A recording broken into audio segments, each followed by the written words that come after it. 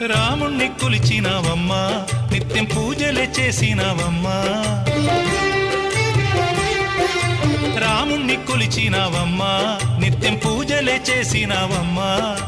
గూడు చెదిరిపాయ గుండెల విసిపాయ గూడు చెదిరిపాయ గుండెల విసిపాయ కొలిచిన రామయ్య కొండ దిగిరాడాయే వందనాలమ్మా అమ్మా వందనాలమ్మా వందనాలమ్మా